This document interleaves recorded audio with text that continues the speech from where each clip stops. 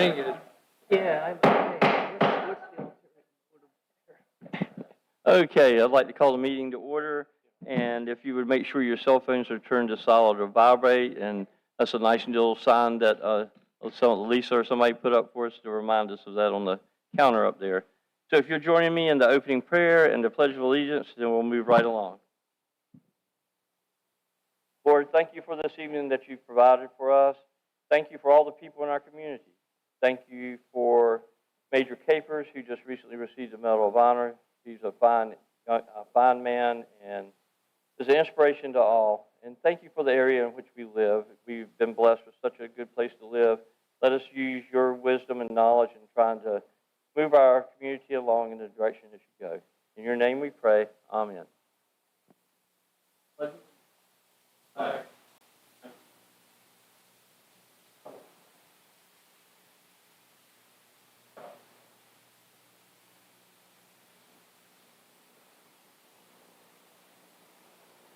Okay, so the first section is public comment, and there's no one signed up. That would be for anything that pertains to the agenda tonight, but no one has signed up for that. So we'll move along to section 3, which is the adoption of the agenda and consent items. And so we have a few things on it. We've got the April 14th regular meeting minutes, the closed session on April 14th, budget ordinance amendments, and tax refund and vehicle tax. Is there any discussion on it, or do I have a motion to adopt? Motion to adopt. A second? Any discussion? All right, all in favor, say aye. Aye. Opposed? So that carries. So now we move quickly along to appointments, recognitions, and presentations. And we have educators on a mission, and that's Mr. Jacob Mabry, the principal at Sandridge Elementary. And so if you'd like to introduce yourself and your name and address and tell us what your project is all about. Yeah. So my name is Jacob Mabry. I am the principal at Sandridge Elementary, but that's not why I'm here tonight. So I'm here to talk a little bit about educators on mission. And Mayor Justice said I had at least an hour. So no? No? Okay. All right. So anyway, what we're doing, so I got kind of two things to talk about, right? One is our golf cart raffle. If you'd like to get involved in that, that's how we're raising money to take this trip to Peru. And we're actually drawing on Friday, so you're just coming in at the last minute if you'd like to purchase tickets. You can get some from me tonight, or I'll hand out a flyer. Am I allowed to hand this out to people? Just a little info thing. The front shows where you can purchase a ticket. On the back, it tells a little bit about Educators on Mission, and it tells about who's going on this mission trip. Now, so we're going to Peru. We're going to a village about 2.5 hours south of Lima. It's a school there we're going to work on called Esperanza de Ana. And so I went on this same trip. I'm a member of First Baptist Church right there across the street. And so we went to Peru last year with a mission team. And while I was there, you know, it was a school we went to work at. And I started thinking, I was like, man, like, I got teachers, right? Like, we could kill it here, right? Like, we could do some really good work here. And so God just laid that on my heart, like, hey, I want you to bring a group of teachers back. So I started working on that really Christmas time of this year. And I felt like, yeah, this is the right thing to do, but I felt like there was more, right? Like, it doesn't need to be, I felt like God was telling me, hey, it's not just about this trip. Like, I want this to be about more. And so I've created this group, ministry, I guess you'd call it, called Educators on Mission. And so what we do is we partner with schools to run small groups before school with small group Bible studies before school with teachers. And so we had one going on in the spring of this year, and we're just focused primarily on our local Swansboro schools. So we had one going on in the spring of this year, and then in the fall of next year, we've got 3 start. My goal is to get one at all 5 schools here in Swansboro, but we've got 3 already scheduled to start. And so that's exciting, right? Aside from the mission trip, because it is like we'll take this group of educators there. They'll experience God while we're there, and we'll grow, and we'll get to love on those kids, and we'll get to come back and share with others. But we want to continue that on throughout the school year, working with those teachers. And what Educators on Mission kind of mission is, right, is to support educators in the schools, right? Whether that's a private school, whether that's a Christian school, whether that's a public school. We want to support them in all the schools. So you can see I've got a group of people that are going, one from Swansboro Elementary School, one former educators. We got 3 youth going. We got 4 from Sand Ridge and 2 from Gramercy. So we're excited to take that trip.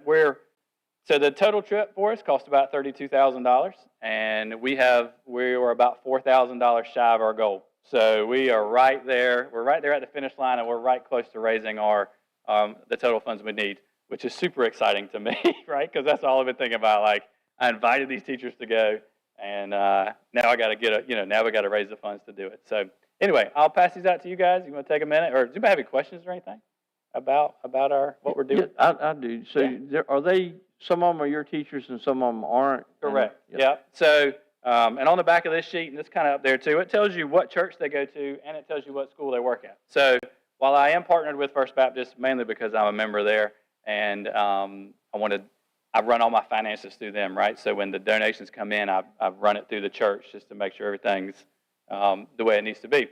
But it's not just a solely First Baptist thing, right? It's a Swansboro thing. And, hopefully bigger, right? This is just kind of the infancy of this ministry that we're trying to kick off.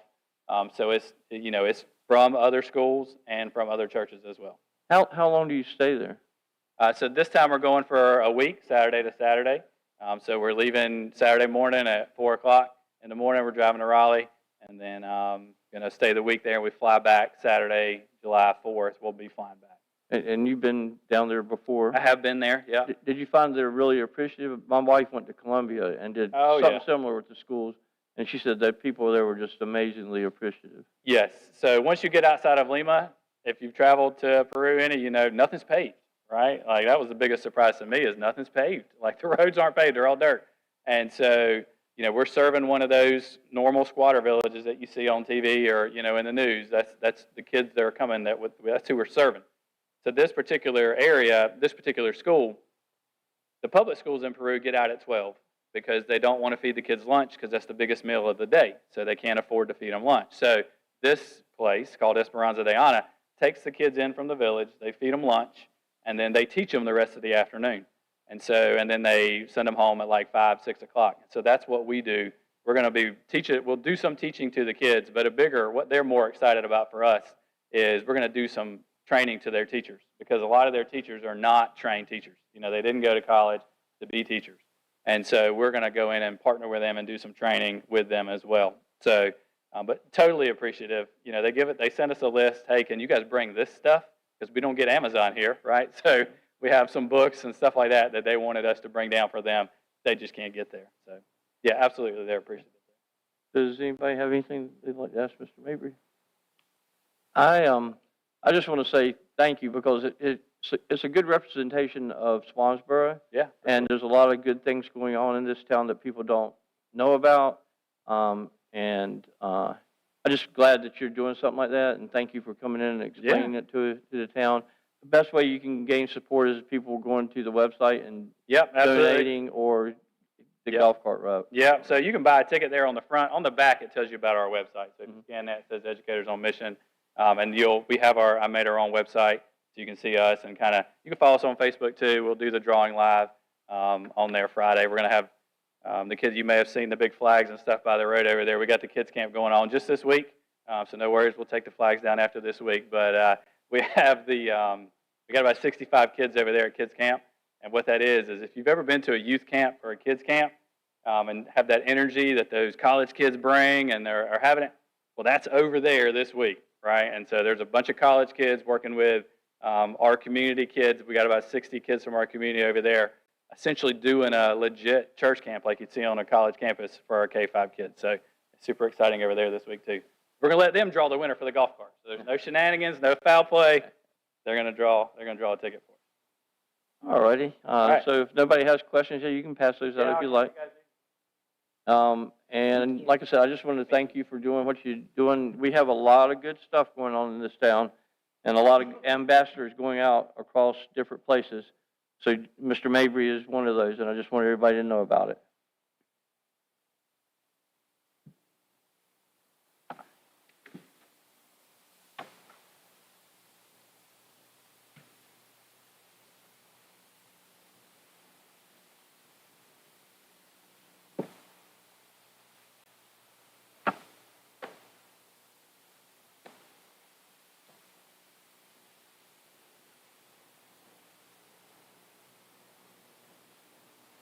And Mr. Mabry, you're welcome to stay and watch this exciting meeting that we have, or you can do whatever you'd like to do. Don't feel obligated. I was saying you're welcome to stay for the meeting and watch all the excitement, or you're welcome to leave at any time you'd like to. None, well, we got boxing gloves under here just in case. So if they get 40 people to participate by 5 tickets, Yeah. they got the full. Cool. All right, thank you, and we appreciate everything you're trying to do. All right, so yeah, I just wanted to make sure everybody knows of some of the good things we have going on that are affecting other parts of the world, especially with that mission. So we'll move to the public hearing next, and we have a UDO text amendment for the definition of basic terms, and Rebecca will do a presentation on that. Good evening, Mr. Mayor and Commissioners. I do have a couple text amendments to present to you all tonight. The first one is a little bit more simple and routine. We're just cleaning up a section that we found wasn't necessarily enforceable or meeting the standards that we wanted to meet. So the first one is a UDO text amendment to section 152.016, definitions of basic terms. And this particular text amendment is proposed for accuracy after the discovery of a discrepancy in this section for the definition specifically of fence protective. Currently, the definition of a fence reads a structure of wood, stone, brick, block, steel, or other metal extending from the surface of the ground to a minimum height of 6 feet, and of such materials and construction which creates a physical barrier. And then it refers to section 152.196E, which is the section on fences, and it gives more of the specific standards as far as the fence permit and the standards that you'd have to meet in order to be approved for that. This causes interpretation and enforcement concerns in that the design standards typically should not be present in the definition. It should be in the section that's referred to. And it should be actually a maximum of 6 feet, not minimum. So we found that issue in there as well. So the new proposed definition of a fence that we drafted is a man-made structure of a barrier, typically made of wood, metal, chain link, vinyl, masonry, or other material, used to enclose a property, define a boundary, or provide security or privacy. And then it again references the section 152.196E, which gives all the specific design standards that would have to be met. So the Planning Board did recommend approval to the Board of Commissioners at its June 2nd, 2026 regular meeting. And in your packet, you have the draft ordinance that shows what the old definition was. That's crossed out, and then the new definition is highlighted in yellow. And then, of course, we have our consistency statement from the Planning Board like we always do. Do you all have any questions for me on that one? I do. So it does say somewhere that a maximum height of 6 feet is Yes, the allowance. all of the specific design standards as far as how tall it can be, which side needs to be facing in and out, everything like that is in the section 152.196E. So you want your definition to just define the structure and not have the design criteria in it, which is why we referenced it to the other section. So I guess before this, I didn't have a fence because my fence is 4 feet tall. Right, exactly. So this essentially was saying you don't have a fence unless it's a minimum of 6 feet, which is obviously not what we're intending to do. So. Just a comment, I guess. Raz, are you comfortable with the phraseology the way it is written now? I think you probably have something.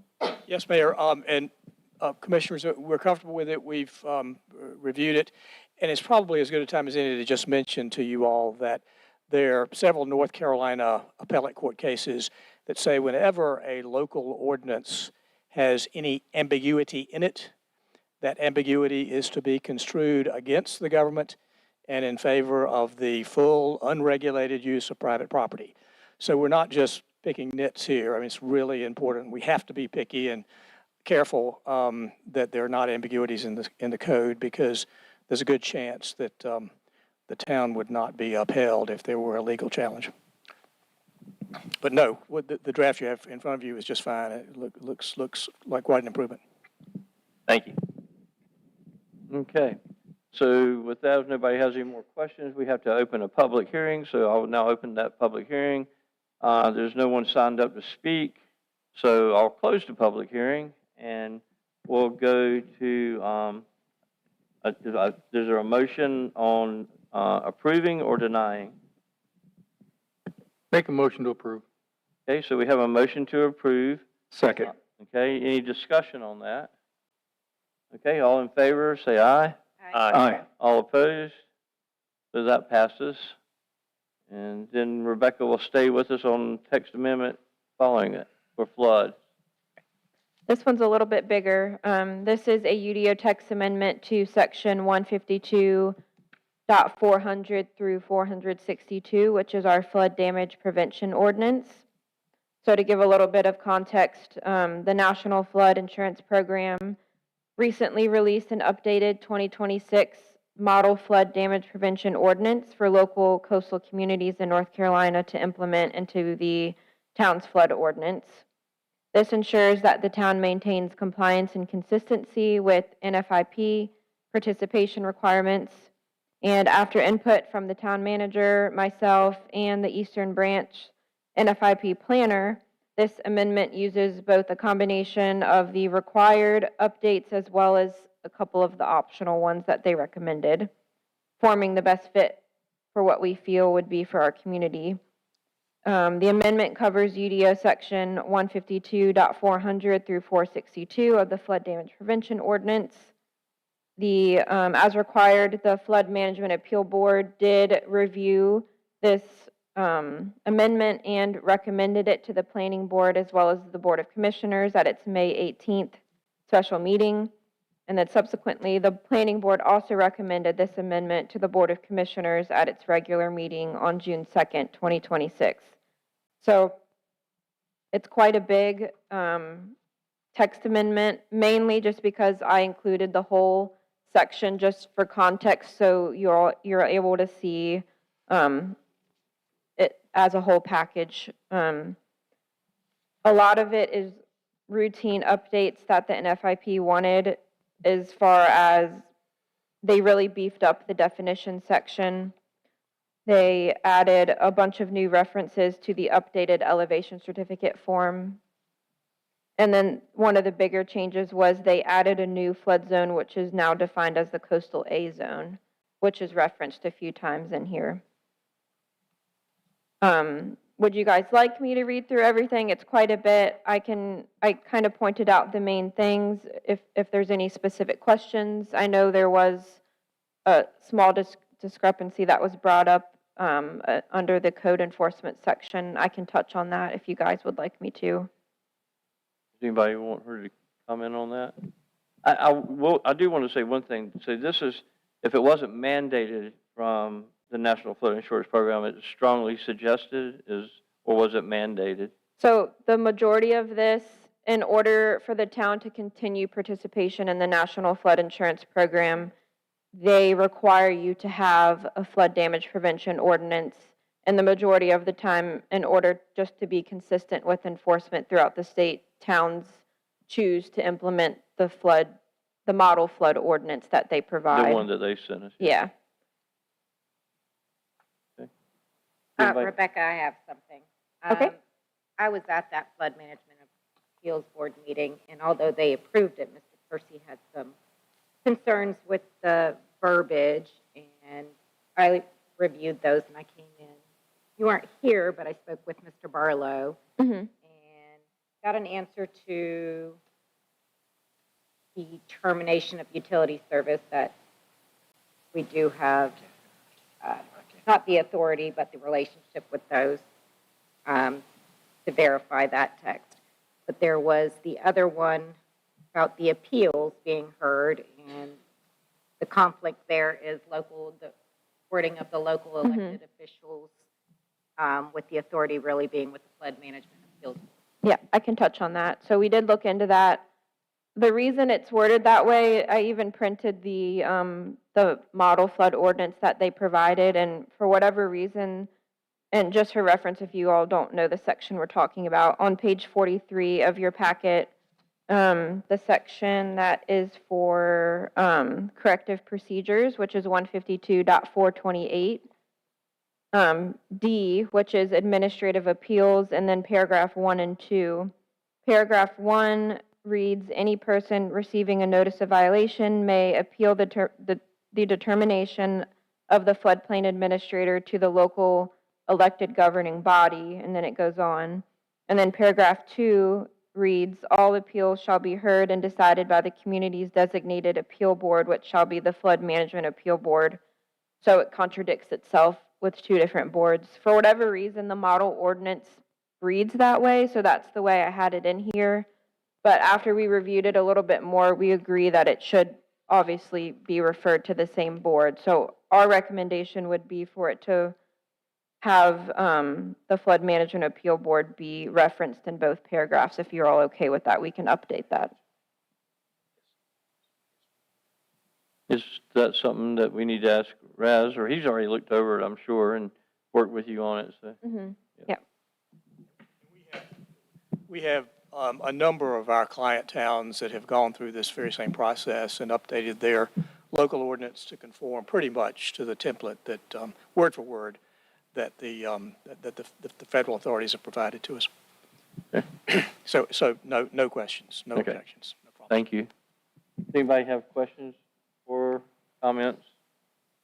And I also ran it by our NFIP planner who helped me look through Swansboro's version to make sure it conformed with what they were hoping it would. And she said it's pretty much up to us who we want it to reference. So it's okay with them for us to have it referenced to the Flood Management Appeal Board in both paragraphs as well. So that's an easy change that we can update for sure. Okay, if there's no more questions, we'll open a public hearing on that. So that's now open, but there's no one signed to speak, so we'll close that public hearing. So with that, I would need a motion to approve or deny ordinance 202605 that would amend 152.400-462 flood damage prevention. Is there a motion? Motion to approve? A second? Second. All in favor? Aye. All opposed? So then that would pass, and thank you for putting that together for us. Thank you, everyone. Okay, so now we move to business non-consent, and that would be Mr. John Barlow will give us a presentation about the budget ordinance and tax rates and stuff. Thank you, Mayor. Board, good evening.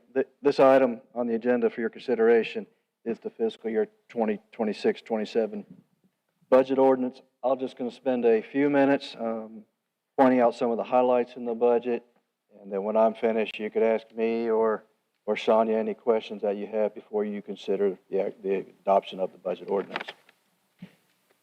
The total budget, all funds, is $7,364,397, consisting of the general fund, which is obviously the largest fund at $6,679,173. Two other smaller funds supported by user fees alone, the Stormwater Fund, $157,574, and the Solid Waste Fund of $527,650. Overall, the budget is 8% less than last year's budget of $8,022,802. The tax rate proposed in this budget ordinance remains unchanged at 35 cents per $100 valuation. And also the assessed valuation that we are using is unchanged in this budget at $734,795,000, which is the same number we're using as the current year. On June 9th, the board held the required public hearing on the budget, and that recommended budget at the time had the same tax rate at 35 cents. However, the tax valuation figure that we used was considerably greater, and I think that's caused us a number of towns and counties in North Carolina a great bit of consternation of how to manage this budget situation that The state of North Carolina and the General Assembly has created for us is some recent legislation that became law last week, Senate Bill 889, as I discussed during our public hearing, required that all 9 counties and towns in those counties to put a pause on using the new assessed valuation numbers that we were expected to use come July of 26, January 2026. The moratorium in Senate Bill 889 is requiring us to go back to the 2025 figures. Again, that goes back to that number of 734 million instead of a little over $1 billion. So you see there's considerable difference there in the value, the number we could use to calculate our tax levy.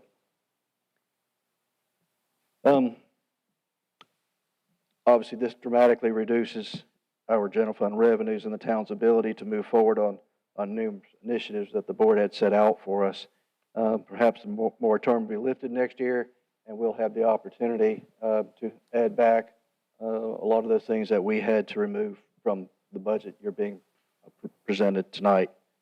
Some of those things that we were able to fund pretty much, pretty minimal. We were able to fund one new police position starting January 1st, so half a year, a full-time police officer position, a new patrol vehicle, one new public service vehicle, and the replacement of the older police department handheld radios. We did not fund any capital reserve in this budget, unfortunately. We obviously going to have some future capital needs. We just have, in the last couple of years, have not funded that. I would strongly consider next year, if we are able to use the new valuation figures, that considerable emphasis be placed on that matter. Some other things driving the budget that, of course, as cost of providing service goes up, we don't have a whole lot of new revenue to work with. Health insurance premiums are going up 4%, or about $34,000. Property and liability insurance, we're expecting a 10% rate increase, and the North Carolina State retirement system is requiring the employer contribution to increase 0.75 percentage point. And in the 2 other smaller funds, no changes to the stormwater fund. Again, that's a strictly user fee supported fund, $60 per residential unit. Solid waste has been struggling to keep up with increased costs of providing service over the last couple of years. We have not. It's been a number of years. I think it's been close to 8 years since that user fee was adjusted. We are recommending to increase the residential per month charge increase it $2.10, and the commercial rate $3.59 per month. As I mentioned earlier, the board had some goals set out for us starting in our budget discussions back in February to hold the tax rate the same at 35, which we were able to accomplish. To balance the budget without using any fund balance. Unfortunately, in this version, we cannot balance it without using fund balance. It's $486 in your budget there. You see it's $486,000. That leaves us at 52% fund balance, which is slightly over the board's fund balance policy of 50%. So we're still in range there. The board did want to see some type of COLA and merit for staff. It does include a 1.35% COLA and a 1.35%, up to 1.35 merit. And again, as I mentioned a moment ago, it does not include any contributions to capital reserve. That was one of your goals. And again, next year, I think we really should focus on that, or any other new goals that you might have. We did cut out a lot of capital. We have a lot of capital needs everywhere, so the budget is good. It'll move us forward, but not in the direction that I had hoped in the previous budget that we presented, on June the 9th with the new valuation figures. Obviously, offers a lot of opportunity with the new general fund tax revenue. If you have any questions, I'd be glad to help. Sonia and I would be glad to answer them for you. I just want to make a quick comment. I know it's even a more challenging budget than probably last year with the things that were going on, and you guys did a great job with it. And I know it's very disappointing to a lot of our departments that they're not getting what they would like to have, but please understand we will try to do that, and hopefully next year. I think the revaluation will happen next year. We all kind of have that same idea, but if the level was up here, it may not be quite that much. From what I hear, it might be a little bit less than what it was revalued this year, but people need to start thinking about that and planning for that, because there will be a property value increase probably next year. I would be surprised if not. So, and on the fund balance, we took 486, did you say? To help balance? The proposed, it's 486. And last year it was over 700 though, wasn't it? Yeah, added budget. Last 2 years, I think. And I think your amended budget's over 900,000 right now. Yeah, so it's half of what it basically was. So I know we don't like to do that, but it's getting a little better, but it's a challenging It's a challenge. thing out there with maintenance and repair costs and gas and stuff. So that's just a comment I just want to make. Does anybody have questions for John or comments for John? Bill, can I just make a couple additional comments? I just wanted to say, again, thank you to the staff, thank you to the board for being super flexible this year. You know, won't get into all the constraints and challenges. I think they're well documented. But we did our homework and we did our due diligence. And I think that's a credit to the staff and the board. We had, 3 workshops, 3 special meetings that I could recall, numerous emails and briefs. I think there was about a dozen options that were developed. I think 2 in detail for with the reval and without the reval, and what the tax rates could look like and what it would get us and not get us and so forth. And certainly appreciate the level of detail that went into that, not only for this year's budget, because it impacts the out years, it impacts the financial stability of our town, of our community. And to Mayor, to your point, I think we're trending in the right direction. I mean, you know, the math I did when the fund balance, you know, it's about a 37% decrease from what we took out last year. That's obviously a good thing. John, to your point, I wish we could have got after some capital improvement funds, especially for public safety, like we were looking at when we thought the reval was going to be in good place. So hopefully we can do that next year. I just think we just need to keep focusing on our needs, vice our wants. You know, I know it's challenging. And I think to the community, as Bill, as you said, I mean, we need to be prepared for some type of revaluation next year, whether that's the full amount or partial amount. We'll obviously see what the state does. There's early word out there that it looks like it will be a full reval with something that we saw. And it looks like there's an opportunity, though, still to appeal your property value that you were assigned. So it looks like that window is going to open again. So I would encourage, you know, community members, if you're not happy, and believe me, I'm not happy either. Mine looks like it was going to go up 46%, so I get it. Look into that appeal process, especially for individuals who are older or on fixed incomes and so forth. Take advantage of that opportunity. But just again, please be prepared because quality people, quality services, reliable, modern equipment and facilities are just getting more expensive. And all those things are part of the ingredients that I think make our town such a great place to live, work, and recreate. So please just keep an eye on that. We'll be keeping an eye on that. And we obviously hope to have a budget next year that's even better than what we had come up with this year, given the constraints that we had to operate under. And probably everybody already knows probably, but 886 was signed by the governor, so that pretty much does it. It's in effect for the next It's year. law. Yeah. So that reval won't happen this year. Jeff? Yeah, like I had emphasized before, a lot of work has gone into this. I know for me personally, this was probably the most I put into a budget in years, probably since my second year as a commissioner, only because there were so many moving parts, so to speak. We didn't know which way we're going to have to go. We didn't know what our numbers were going to be, but we kind of looked ahead. We picked 2 plans. Okay, let's possibly, if this doesn't go right, we can go with this one, just so we could submit our stuff on time. And it's worked out well. Like Wayne said, the board members were flexible, which we needed to be. I don't think there was any real bad disagreements about anything. We were all pretty much on the same line. And just really want to emphasize what Wayne had brought up. Appeal your decision if you feel it's too high. Probably going to get some phone calls after this saying, don't tell them to appeal. But no, you really should. And from what it's looking like, I'm not saying don't wait this long, but until definite word comes out, it looks like you have until December 27 to file your appeal.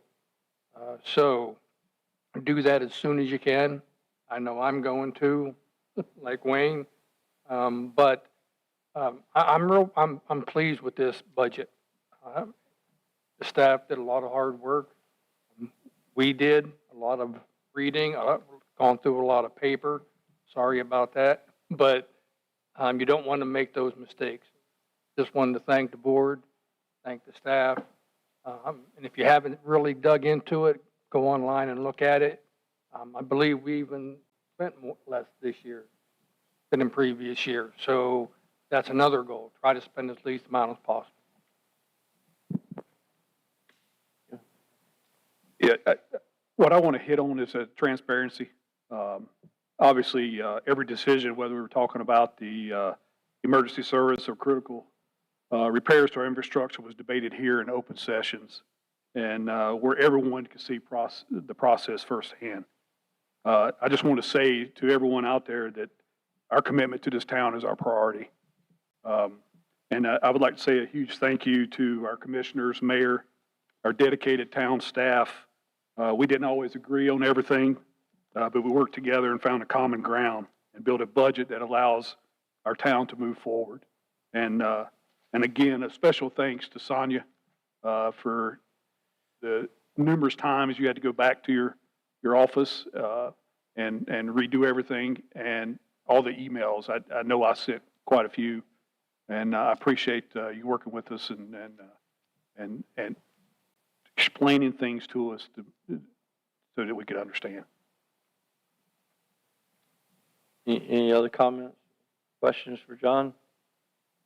All right, so thank you, John. And with that, I would need a motion to adopt the budget ordinance for 2026, 2027 with a tax rate of 35 cents per 100. Before I do that, I just is on my mind.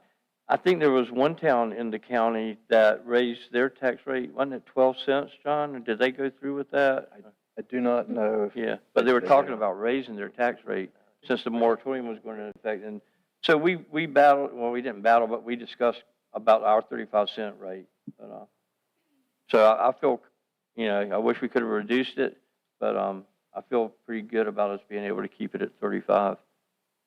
Okay, so with that, I need a motion to approve the budget for the fiscal year 26, 27. So moved. Okay, second? Second. Any discussion? All right, all in favor, say aye. Aye. All opposed? So the budget carries, and I know it was a very tough task, so thank y'all very much. Thank you very much.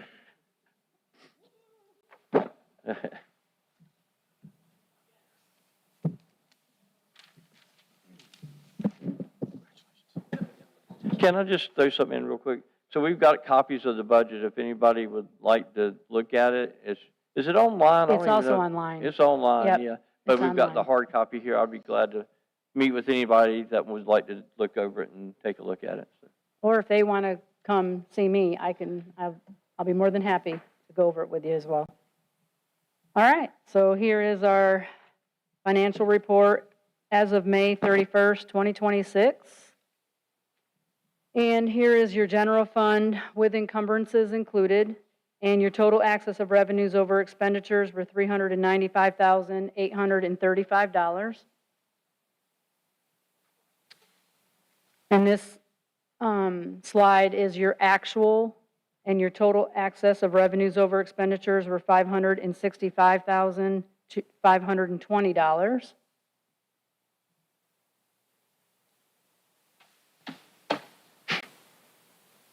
And this is a summary of expenditures by department. And overall, the total expenditures are at 72.84%, which is 18.79% less than the monthly projection of 91.67. Now let's just remember, this in June, when you see that report, you're going to see the 150 is going to be coming out of there. So that'll show as an expenditure, but going into the capital reserve because you all just approved that transfer. Okay?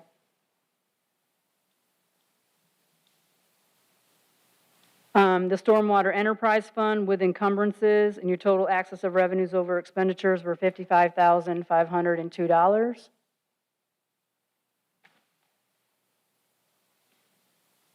Your Solid Waste Enterprise Fund, total excess of revenues over expenditures were $17,618. I know I had mentioned that I was worried about going, have a deficit. Well, I just want to explain to you that we do have depreciation that's still not in this number. So I just want you to understand that depreciation will come out, because remember, this has to be a self-sustained. It runs just like a business. So I just want you to know that. When you see that 17, it's not. All right, your summary of the town's current debt and balances as of May 31st, 2026 are $995,238. And as you can see, I added the 2 police vehicles that we closed on a loan for the 2 police vehicles. Actually, it was in May, but I guess the record has 4/24, but technically we didn't do anything until May, but I guess that's just the way the documents have to read. And then the summary of the town's cash and account and current balances as of May 31st, 2026.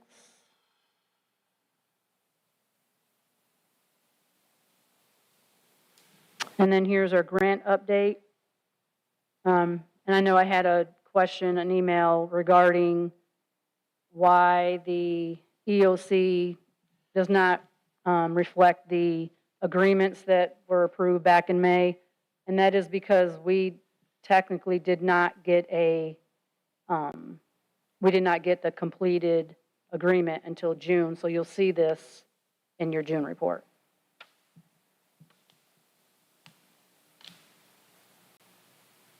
Any questions?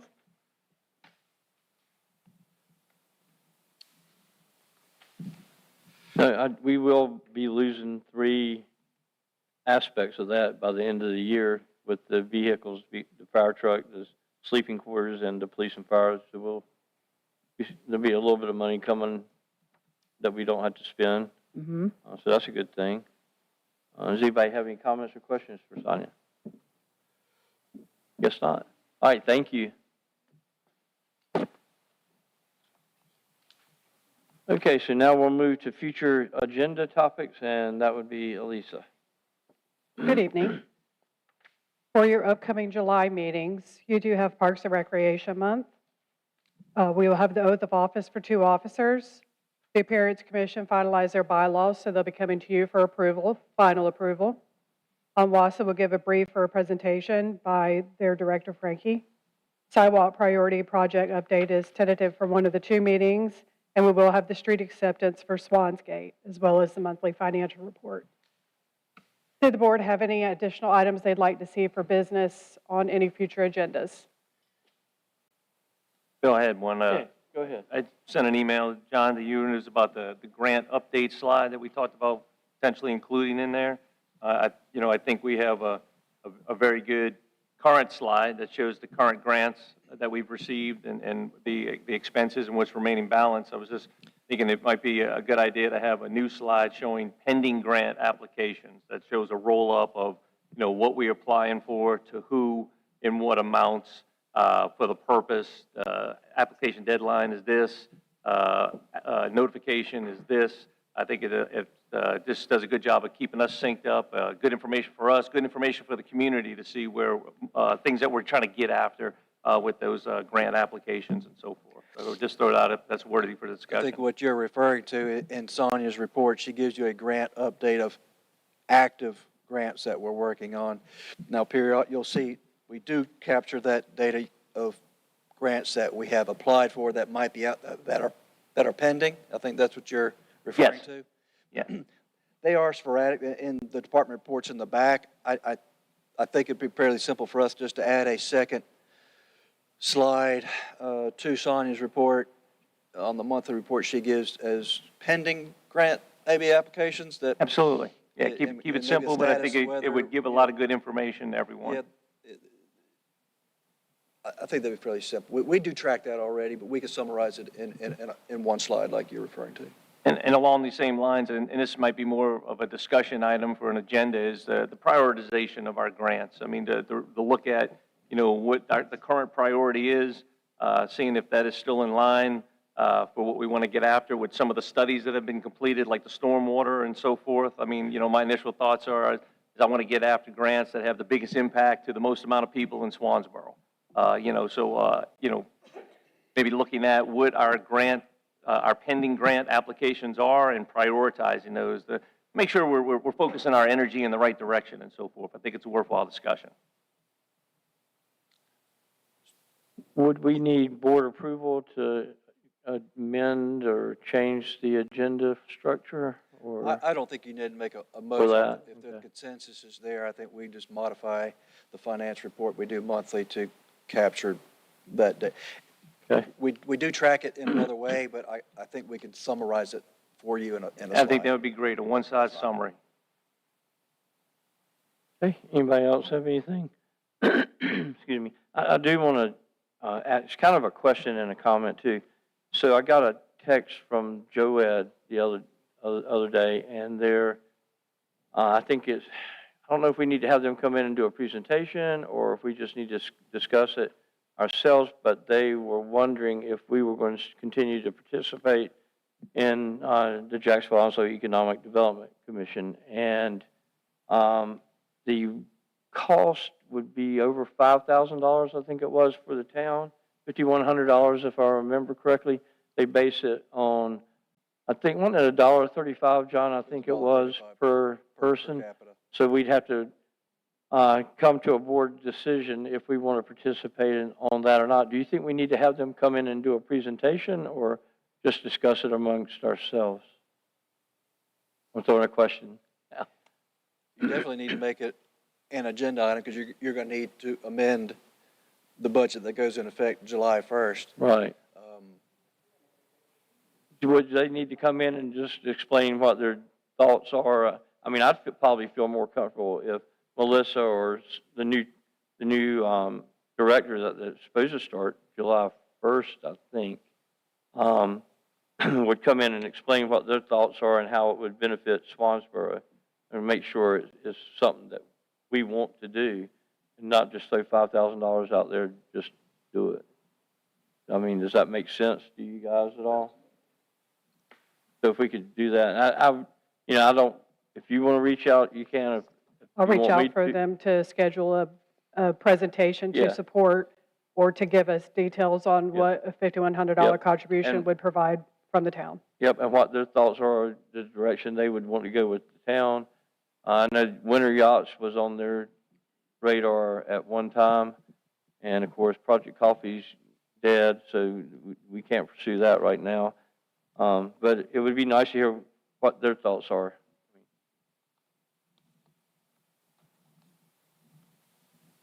Anybody else have anything? All right, Thank you. thank you. So there's no items moved from consent, so we'll move to public comment.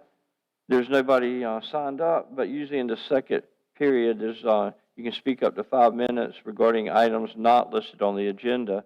And so nobody signed, so technically we don't need to do it, but if anybody would like to speak, I will open the floor to any comments or questions or whatever. What's comments, not questions? All right, nobody wants to do that, so we'll move to the manager's comments. Just a few comments.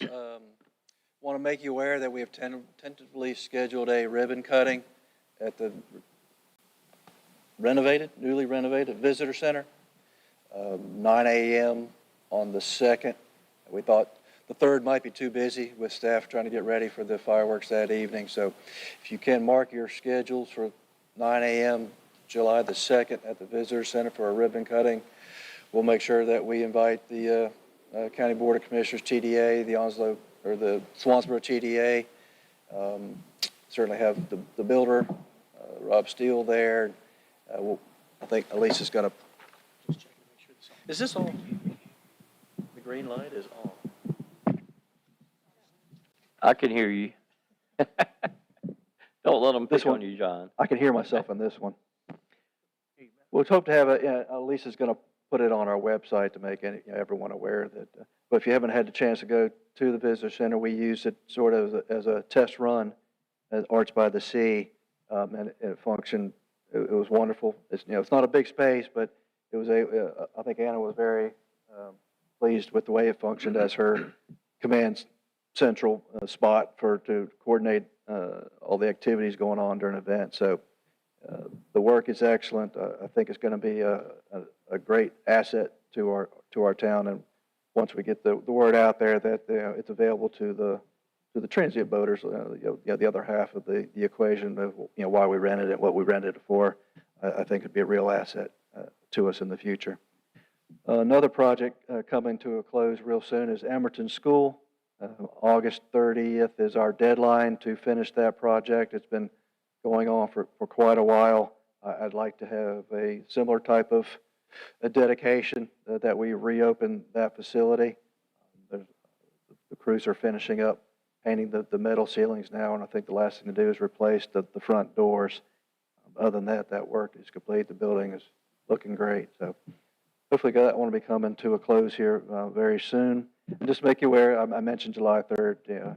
We're gearing up for some fireworks July 3rd, so make sure you're able to attend. And it was about 9 o'clock we tend to shoot the fireworks off.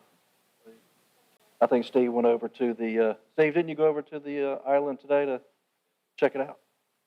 Can I interrupt you for just a second? And it's not pertaining to that, but I just saw 3 individuals try to get in. I don't know if they went in the lobby or what they were doing, but they just came in. I don't know if they came in the building. Their Or- shadows walking around. So just walking around? Okay.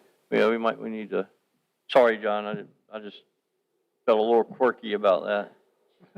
Now they're called in the jets, all right. Okay, I just, how things go sometimes.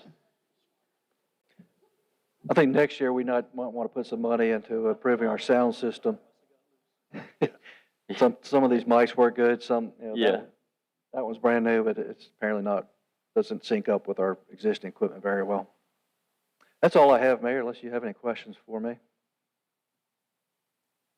I don't, but I've got All right. something that kind of pertains to that.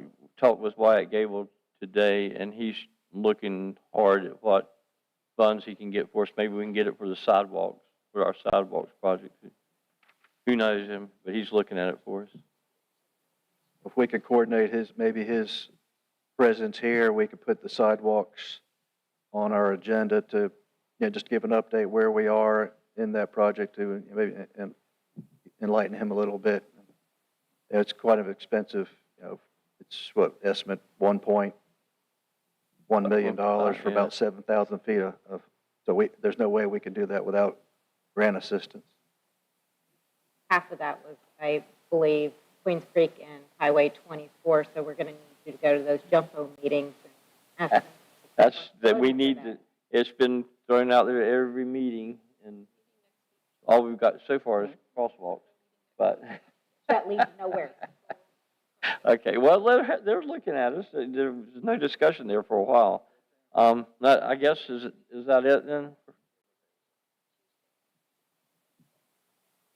Yeah. Anything else? Just, Rebecca reminded me that Jumpo is going to present the master bike and pedestrian plan at their next meeting, June the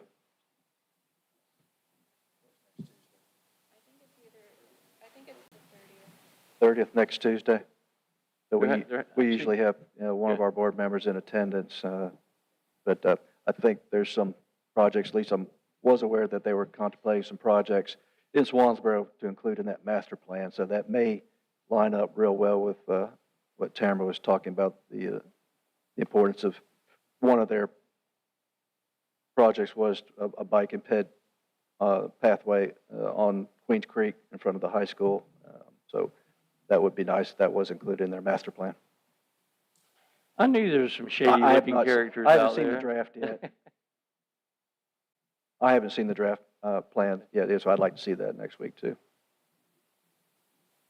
All right, I guess nobody has any questions? Okay. All right, thank you.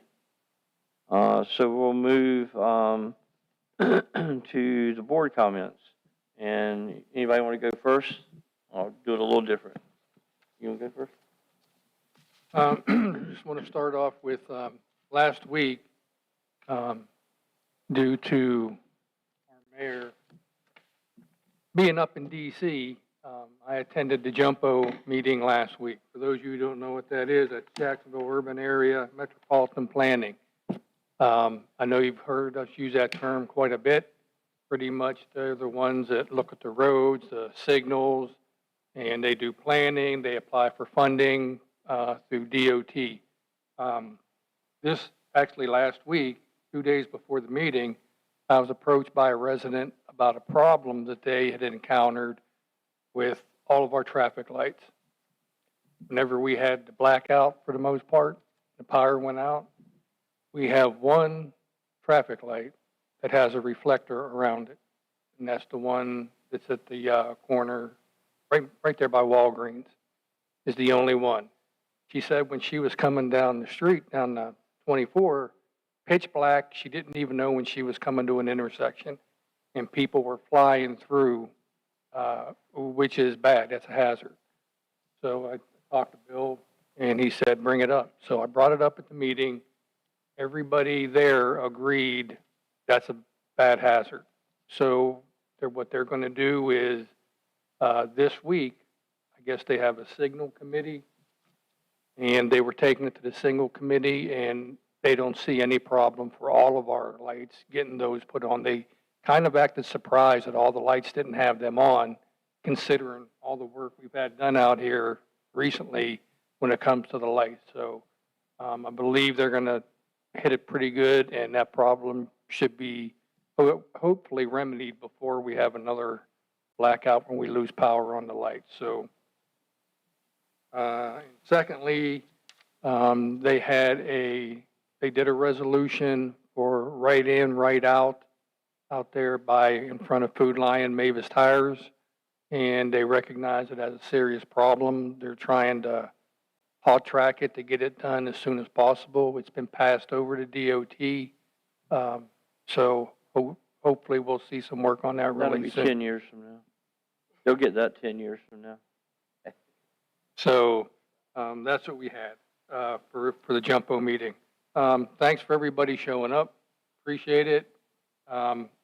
Once again, please do an appeal of your property evaluation. Staff, Sonia, as always, great job. Thank you. Okay, anybody else want to go? I'll go. Okay. Yeah, just want to say thank you to everyone who's here tonight and who's tuning in from home. Big thanks to everybody who helped put on a very, very successful Arts by the Sea Festival, back on Saturday, the 13th of June. Just looking across the team over here, from police, fire, parks and rec, public works, our town staff, our volunteers, all the vendors, all the downtown businesses. I know it was an incredibly hot day. I know a lot of us made it out there for a couple hours. It was one of those days where you couldn't be out there the whole day. I don't think anybody would have made it through that. But I think it was quite successful from the comments that I heard. Indirectly, as John alluded to, it gave me an opportunity, and I know others took advantage of it as well, the peek at that new bathroom visitor center, and I think the community is going to be really happy with it. As the comments were made, seeing that forward command post capability right there, Chief Randall was hovering over his laptop the entire time I was in there. That ability to monitor situations, respond to them, that quicker is going to just give us enhanced capabilities. And then the bathrooms themselves, multiple stalls on the ladies' side, multiple stalls on the men's side, urinals, changing stations on both sides, the handicap facility in the back, quite impressive, exceeded my expectations. Along those lines, want to give a big shout out to our TDA and the Onslow County Commissioners who helped provide some funding to get this over the finish line.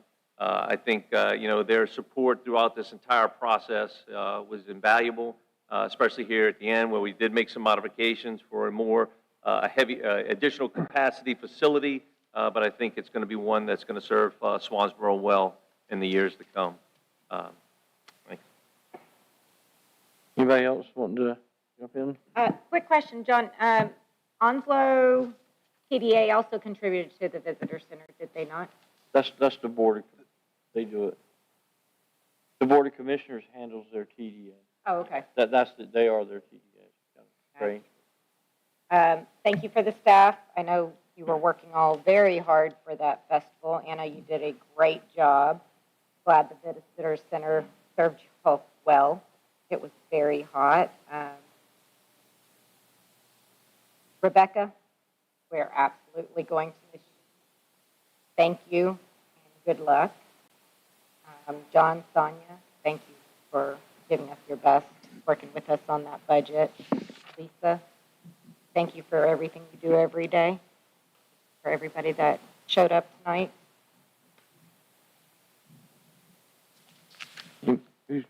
Yeah, just some quick comments here.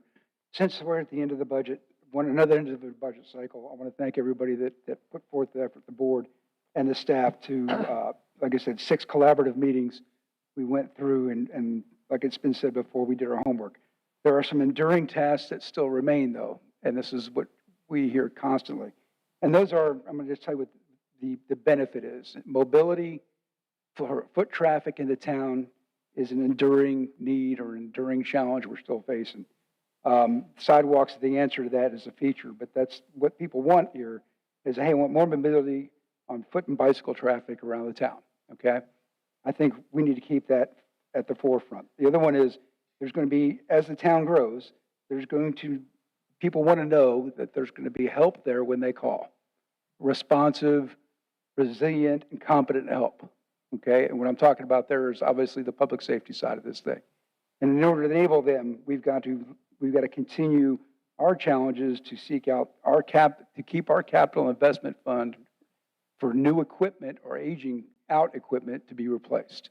I think I can sum that up with the 3 biggest, highest priorities we are going to continue to face as a board. And I look for anyone that can offer any help or assistance or advice. You've got our emails, you've got our cell phone numbers. They're posted there for you to put your input as a citizen to help in those 3 tasks that we are always going to face every year. And with that, I also want to thank everybody here in the town for bringing in, telling us what these enduring tasks are continuing to be. I don't think anyone's hearing anything different out there.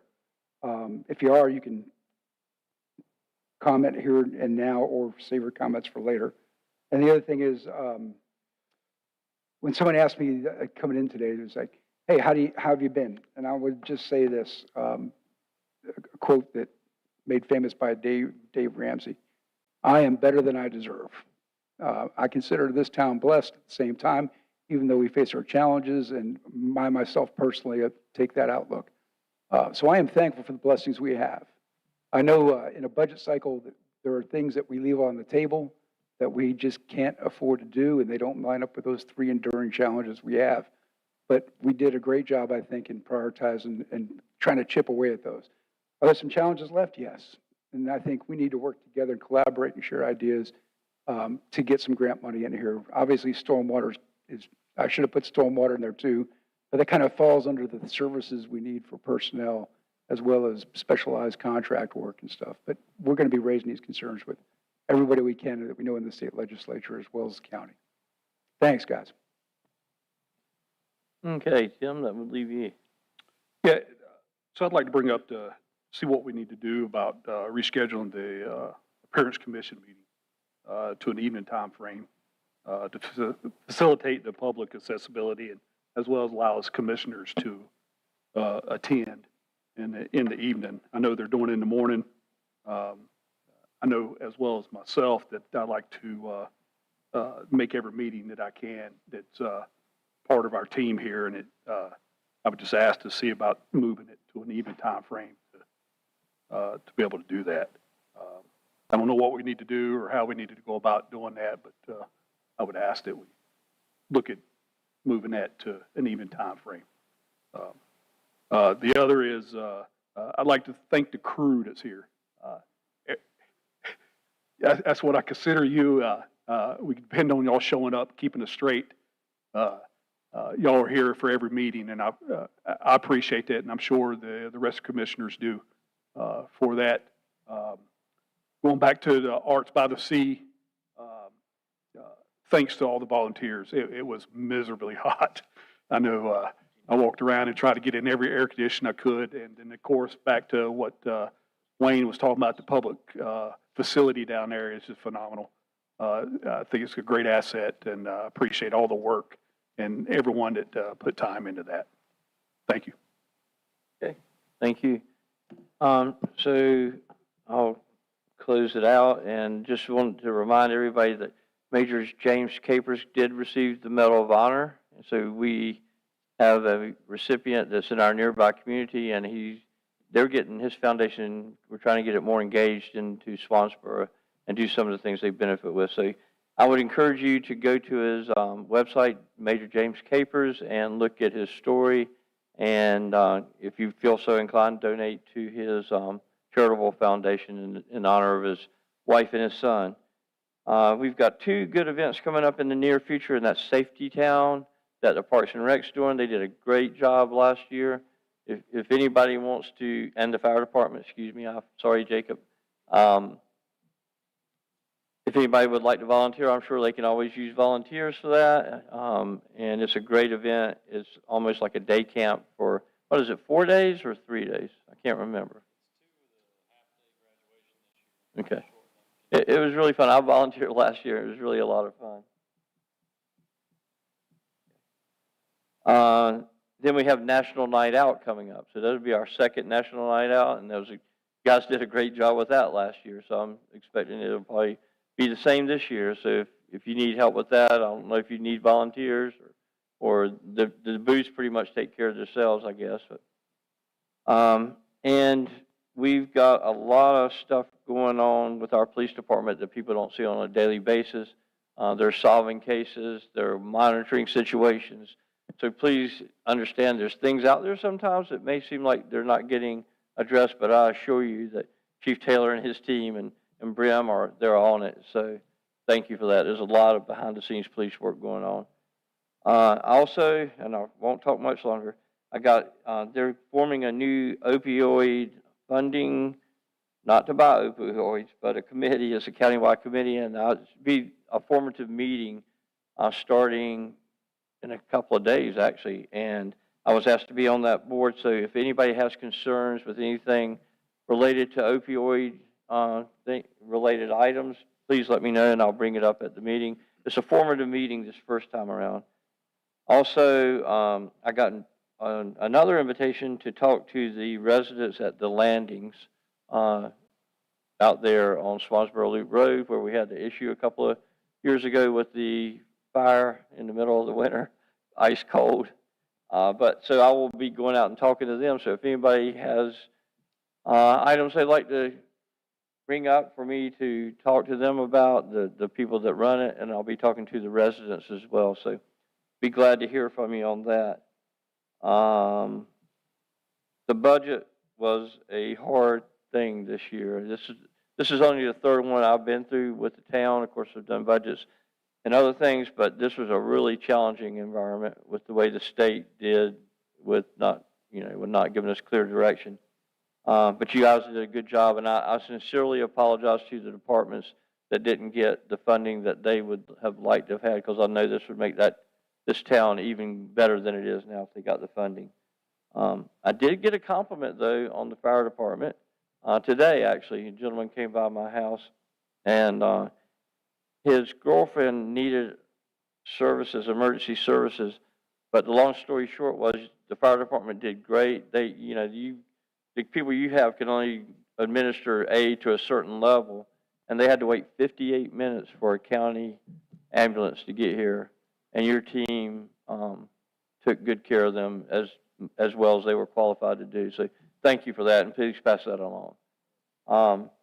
That's all I have. But that kind of leads into where we wanted to go with emergency services a year or two ago, and unfortunately, it's something that's not in our budget right now. So with that, if anybody has anything else to say, if not, I need go ahead. Okay. If we meet, when's the next meeting? Okay. And that moves us up to like within 120 days of Mullet Fest, right? I don't think it would be too early to brief us a calendar or, and I'm not saying this to be critical or anything, but we definitely learned a lesson last year due to weather contingency plan.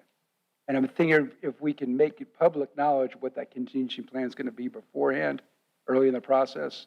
So when you plan on introducing Mullet Fest brief downs or putting up the slides for us, Anna, could you brief also or bring forward, hey, what's our contingency plan?